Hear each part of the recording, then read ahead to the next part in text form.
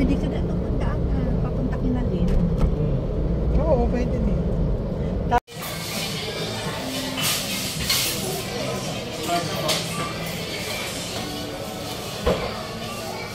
Yan lang din sa likod. Ay lalaki. Ang martes sila pa. Kasi ay madilim. Okay, lilipat daw nila dito yung munisipyo natin. Lumayo ka, ako malapit. Ang ganda. Ah, dito. Oh, may sa hapon dito, ang daming kainan dito eh.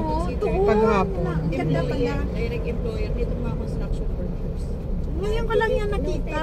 Grabe yung development dito. Oh, grabe Sana talaga. hindi man lang magbahang. Kaliwa lang tayo doon sa bundok. Kaliwa.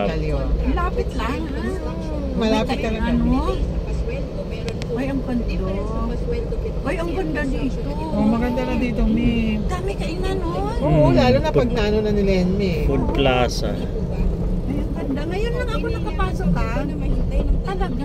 Ah, maganda na nga dito, May. Ay. Wala yung hipag ko ngayon dyan, May. Nasa ano siya? Cagayan. Nag-uwi. Ay, talaga. Oh, Oo, sige. Okay, okay. Yun naman talagang privilege ng kainta, May. Magpadala sila ng cake, di ba? Nagpadala sila ng, hindi cake, groceries daw. Ah, talaga? Galing. May mga payo, may Ah. mga padala. Ang ganda. Naalala man nila gali birthday ko. Ah, di ba kasi nga senior? Last year wala. Ah. Last year Pero last year wala? wala. May first time ito nga Oh, padala bakit nila. naman? Kasi ginabasket niya dyan sa amin. Chris daw. Apo, Oo, Trish. oo, Trish. tama. Apo, Trish. Oo, tama. Tama kay Lynn yan. Oo.